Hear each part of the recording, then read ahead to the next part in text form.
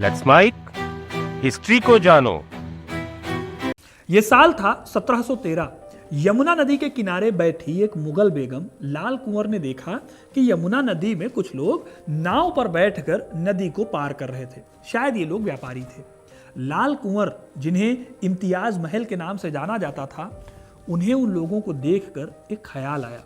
पास में बैठे हुए अपने बादशाह से लाल कुंवर ने कहा कि आज तक मैंने कभी भी लोगों को पानी में डूबकर तड़प तड़प कर मरते हुए नहीं देखा। इधर बेगम ने यह बात कही, उधर बादशाह ने बेगम की बात को सिर आंखों पर रख लिया। तुरंत एक हुक्म दिया गया कि जो लोग तैरना नहीं जानते उन्हें लेकर आया जाए। अब बादशाह दो बादशाह थे। हुक्म की तामील हुई और कई लोगों को जो तैरना नहीं जानते थे उन्हें नदी के किनारे लाया गया। इसके बाद एक एक करके उन लोगों को नदी में फेंका गया। बेगम उन लोगों को तड़पते देखकर बहुत खुश हुई। साथ ही खुश हुआ वो सन की बादशाह, जिसने अपनी बेगम को खुश करने के पीछे कई मासूम लोगों को तड़पा तड़पा कर मार दिया। इस मुगल बादशाह के पास ढंग से एक साल भी मुगल गद्दी नहीं थी। उसका नाम भी बहुत लोग नहीं जानते, लेकिन सिर्फ 11 महीनों की अपनी बादशाहत में उसने ऐसे ऐसे काम किए कि लोग उसे लंपट बादशाह कहने लगे थे। खुले में बिना कपड़ों के लाल कंवर के साथ नहाना सबके सामने, या फिर उनके एक इशारे पर जंगल पे जंगल साफ करा देना, ये सब इस राजा का काम था। इसका नाम था जहांदार शाह। हो सकता है आपने इस बादशाह का नाम ना सुना हो, लेकिन इनके कारनामे जानने के बाद आप इनको कभी भूल पाएंगे, ऐसा नहीं हो सकता। इतिहास में बहुत कम ऐसे क्रूर और अय्याश शासक हुए हैं जो जहांदार की बराबरी कर सके। ये एक साल से ज्यादा और बादशाह रह जाते तो शायद हम तैमूर लंग से ज्यादा इनके बारे में सुन रहे होते। आज इन्हीं बादशाह की कहानी को हम जानेंगे, तो वीडियो को इन तक जरूर देखिएगा, क्योंकि अपना इतिहास नहीं जानोगे तो खुद को कैसे पहचानोगे। 18वीं सदी में मुगल बादशाह औरंगजेब की मृत्यु के बाद मुगल इतिहास पतन की कहानी है। इस बारे में लिखते हुए अल्लामा इकबाल कहते हैं कि न सिर्फ मुगलों के कारवां की संपत्ति खो गई, बल्कि कारवां को इस बात का एहसास ही नहीं है। यानी कि मुगल धीरे धीरे अपने जहाज को समंदर के उस तूफान में ले जा रहे थे जहां से उनके बाहर निकलने का कोई रास्ता नहीं था, और इस बात का उन्हें इल्म भी नहीं था। मुगलों का न सिर्फ राजनीतिक पतन हो रहा था, बल्कि उनका नैतिक वजूद भी खत्म हो रहा था। औरंगजेब के बाद मुगल बादशाहों के अंदर ना अकबर जैसी सूझबूझ थी और ना ही औरंगजेब जैसी डिप्लोमेसी। इसलिए जैसे जैसे उनकी ताकत कम होती गई, मुगल बादशाहों को सिर्फ अपनी अय्याशी से मतलब रहने लगा। यही वजह है कि बादशाहों को कभी समझ ही नहीं आया कि दुनिया के सबसे बड़े साम्राज्य का गला वो अपने हाथों से घोट रहे हैं। इसी कड़ी में औरंगजेब की मौत के बाद 5 साल बाद 1712 में बादशाह बनते हैं जहांदार शाह। वो मुगल सत्ता के 8वें बादशाह थे। तब उनकी उम्र 52 साल थी और 5 सालों तक इन्होंने भी उत्तराधिकार को लेकर लड़ाई लड़ी थी। वैसे तो औरंगजेब के द्वारा उसके भाइयों की हत्या ही इतिहास में याद रखी जाती है, लेकिन जहांदार शाह के बादशाह बनने में भी 3 भाइयों और 2 भतीजों की आहुति दी गई थी। लेकिन 5 लोगों की कब्र पर बादशाहत हासिल करने वाले जहांदार शाह सिर्फ 11 महीने ही बादशाह रहा। इन 11 महीनों में उसने जो भी किया, उसमें लाल कुंवर को खुश करने के लिए की जाने वाली उसकी हरकतें ज्यादा थी। अब सवाल है कि लाल कुंवर थी कौन? तो लाल कुंवर एक प्रोफेशनल डांसर थी। जब जहांदार शाह बादशाह नहीं बने थे, तभी वो लाल कुंवर पर फिदा हो गए थे। दिल्ली के इतिहास पर लिखने वाले आरवी स्मिथ बताते हैं कि जब जहांदार शाह ने पहली बार उसे गाते हुए सुना, तो वो उसकी आवाज से इतना मंत्रमुग्ध हो गया कि वो उसे अपनी बाहों में उठाकर अंदर के कमरे में ले गया, जहां उसने उसे बार बार गाने के लिए कहा और देर रात तक वहीं रहा, क्योंकि उसे यकीन हो गया था कि आखिरकार उसे एक महबूबा यानी प्रेमिका मिल गई है। फिर जब वो सम्राट बने तो वही किया जो बादशाह को करना था। उसने लाल कुंवर से निकाह किया और उसे नाम दिया इम्तियाज महल। अब क्योंकि लाल कुंवर पर जहांदार शाह लट्टू थे, इसलिए जाहिर है कि जो लाल कुंवर कहती थी वो होता था। लाल कुंवर ने अपने जान पहचान वालों को मुगल दरबार में भरना शुरू किया। उसके तीनों भाइयों को क्रमशः नियामत खान, नामदार खान और खानजाद खान की उपाधियों से विभूषित किया गया। उन्हें 4 या 5 हजार का मनसब भी मिला, जो कि काफी बड़ा होता है। ये पागलपन इस हद तक था कि जहांदार का परिवार ही उसके खिलाफ खड़ा हो गया। उसके सबसे बड़े बेटे इज्जुद्दीन को अपने पिता और लाल कुंवर का साथ पसंद नहीं था। एक दिन जब उसने इस बात को लेकर नाराजगी जाहिर की तो बादशाह ने उसे लाहौर से दिल्ली के मार्च के दौरान सेना से हटा दिया। ये उस समय बड़ी सजा होती थी। लाल कुंवर सम्राट के दोनों बेटों को पसंद नहीं करती थी और उसकी पकड़ इतनी थी कि उसके कहने पर जहांदार शाह ने उनसे यानी अपने ही बेटों से मिलने से इनकार कर दिया और उन्हें जेल भेज दिया। अब आपको यहाँ याद दिलाऊं तो औरंगजेब की एक बेटी थी, जीनतुन निसा बेगम। लाल कुंवर का राजसी बैकग्राउंड ना होने की वजह से जीनतुन निसा भी उन्हें पसंद नहीं करती थी। रिश्ते में वो सम्राट की चाची लगती थी, लेकिन राजकुमारी ने लाल कुंवर से मिलने से मना कर दिया था। इस बात से गुस्सा होकर भरे दरबार में लाल कुंवर ने जीनतुन निसा बेगम को अपमानित किया। यही नहीं, अपनी पत्नी के उकसावे पर सम्राट ने अपनी चाची से मिलने जाना ही बंद कर दिया। ये तो बस कुछ झलकियां हैं दोस्तों जो मैंने अभी तक आपको बताई हैं। अब जो मैं आपको बताऊंगा उससे आपको पता चलेगा कि कैसे सिर्फ 11 महीनों में उनकी इन हरकतों ने मुगलों को बदनाम करके रख दिया। उन दिनों दिल्ली में एक मान्यता थी, अगर किसी को बच्चा नहीं हो रहा है तो वो शख्स अगर शेख नसीरुद्दीन अवधी की दरगाह, जिसे आमतौर पर चिरागे दिल्ली भी कहा जाता है, अगर वहां जाकर उनके तालाब में 40 सप्ताह तक हर रविवार को यानी संडे को नग्न रूप से अगर स्नान किया जाए तो उसकी मन्नत पूरी हो जाती है। अब जहांदार शाह को उसकी बाकी पत्नियों से तो बच्चे थे, लेकिन लाल कुंवर से उसे कोई संतान नहीं हुई थी। इसलिए उन दोनों ने हर रविवार को दरगाह पर जाकर बिना कपड़ों के सबके सामने नहाना शुरू कर दिया।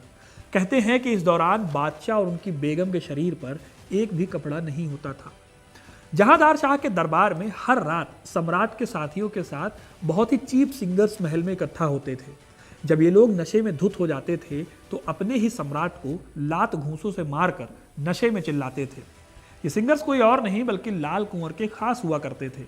यही वजह है कि कभी अकबर और औरंगजेब, जिन्हें देखकर लोगों के पसीने छूट जाते थे, उनके ही वारिस इस तरह का अपमान सहने के लिए मजबूर थे। जहांदार शाह लाल कुंवर और उसकी सहेलियों पर खजाने से खूब ज्यादा उपहार खरीदकर उन पर लुटाता था। यहाँ तक कि सालाना 2 करोड़ रुपए वो उसके घरेलू खर्च के लिए देता था, जिसमें उन्हें शाही छत्र दिखाने, ढोल बजाते हुए मार्च करने और 500 से भी ज्यादा आदमियों के जुलूस के साथ चलने की इजाजत थी। एक तरह से आप इमेजिन करो कि लाल कुंवर जहांदार शाह से ज्यादा ठाट बाट में रह रही थी, लेकिन इसी लाल कुंवर के पीछे दीवाने होने की वजह से जहांदार शाह की मति मारी गई थी। वो अपने ही वफादार सिपाहियों को अपमानित करने लगा था। इसको लेकर एक बहुत प्रसिद्ध किस्सा भी है इतिहास में। जहांदार शाह के दरबार में चिनकिलिच खान नाम के एक बहुत सम्मानित रईस थे। ये बाद में हैदराबाद के पहले निजाम भी बने। चिनकिलिच खान के पिता ने मुगल सेना में बहुत नाम कमाया था। हालांकि बाद में जब वो बूढ़े हुए तो उनकी आंखें कमजोर हो गई, इसकी वजह से उन्हें सेना छोड़नी पड़ी, लेकिन फिर भी उनके सम्मान में कोई कमी नहीं आई थी। एक दिन चिनकिलिच खान अपनी पालकी में एक सकरी गली से गुजर रहे थे। सामने से वही सब्जी वाली औरत जुहरा भी आ रही थी। जैसे ही वो एक दूसरे के सामने से गुजरे, उसने निजाम की ओर इशारा करते हुए चिल्लाते हुए कहा, क्या ये अंधे आदमी का बेटा है? इससे निजाम जो है वो गुस्सा हो गए और उनके आदमियों ने उस औरत को हाथी से बेरहमी से खींच लिया। जुहरा ने इसकी शिकायत लाल कुंवर से की और लाल कुंवर ने जहांदार शाह पर दबाव बनाया निजाम के खिलाफ। जहांदार ने अपनी बेगम को नाराज देखा तो आदेश दिया कि निजाम को सजा दे दी जाए। फिर कुछ लोगों ने जो उसके खास थे उन्हें समझाया, तब कहीं जाकर मामला शांत हुआ। इस तरह से देखा जाए तो लाल कुंवर बादशाह जहांदार शाह को अपने इशारों पर नचा रही थी और जहांदार शाह को शायद नाचने में मजा भी आ रहा था। इस दौरान बर्बाद होती मुगल शानो शौकत उन्हें नजर आनी ही बंद हो गई थी। इसकी एक वानगी ये है कि जहांदार शाह और लाल कुंवर को शराब पीने की लत थी। बैलगाड़ी पर अक्सर दिल्ली और आगरा के बाजार ये दोनों घूमते थे। एक रात दोनों नशे में इतने धुत थे कि जब गाड़ी महल पर पहुंची तो लाल कुंवर तो निकली और बिस्तर पर जाकर सो गई। बादशाह जहांदार शाह की कहीं कोई खबर नहीं थी। सुबह जब सेवकों ने बेगम इम्तियाज महल को उठाया तो उन्होंने आसमान सिर पर उठा लिया। उन्हें लग रहा था कि रात को बादशाह तो साथ ही सोए थे। हालांकि बादशाह बैलगाड़ी के भीतर ही बहुत खराब हालत में बेहोशी में मिले। अब आप सोचो ये सब 11 महीने के भीतर हो रहा था। इन दोनों मियाँ बीवियों ने लाहौर में प्रकाश पर्व मनाने की सोची, वो भी 1 महीने में 3 बार। ये महीने में एक ही बार होता था। इस पर्व में पूरे शहर को दियों से सजाया जाता था। अब जाहिर है कि एक ही महीने में 3 बार इस आयोजन से शहर में तेल की कमी हो गई। अब मांगने वाले ज़्यादा थे और सप्लाई थी नहीं, तो शहर का पूरा तेल ही खत्म हो गया और तेल की कीमतें आसमान के पार चली गई। लाहौर शहर में खूब त्राहिमाम मचा। जब ये सब अय्याशी, मनमानी और तानाशाही करने में जहांदार शाह बिजी था, तब उसके सभी रईस और गवर्नर उसके खिलाफ हो गए। इसी मौके का फायदा उठाता है उसका वजीर फर्रुखसियार, जो जहांदार शाह का चचेरा भाई और राजगद्दी का अगला दावेदार था।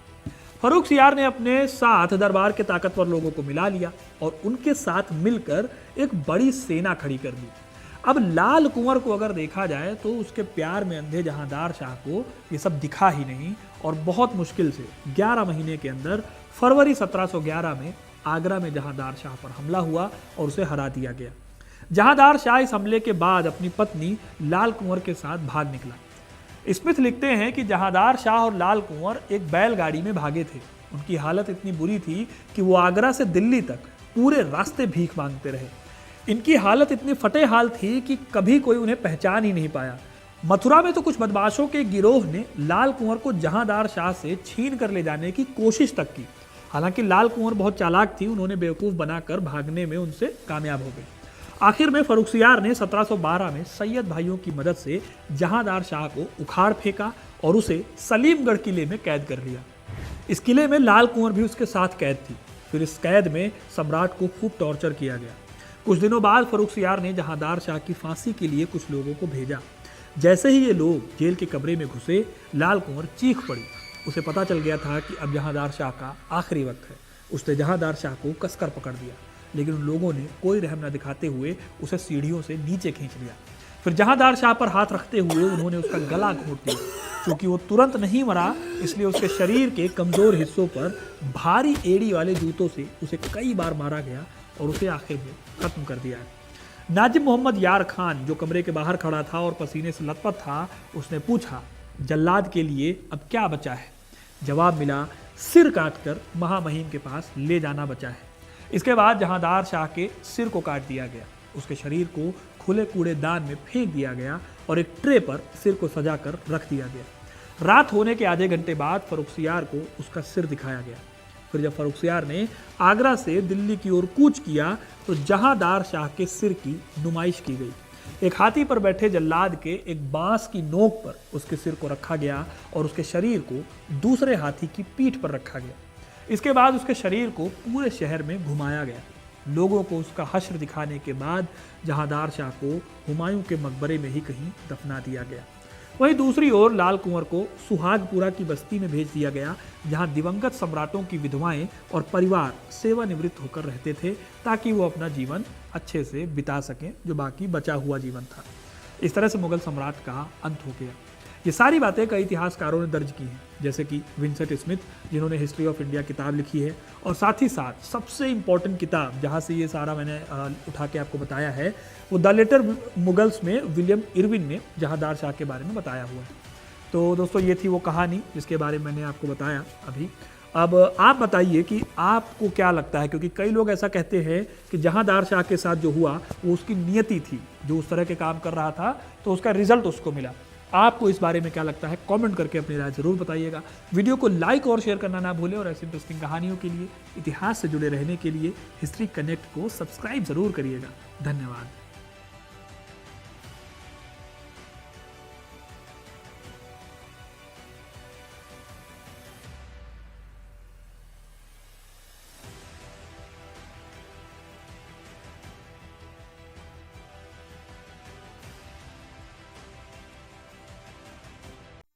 आप सुन रहे थे let's mic more than radio. Follow कीजिए हमें हमारे सोशल मीडिया प्लेटफॉर्म्स पर। It's time for news. It's time for more than radio. Presenting the first radio news app, Let's Mic.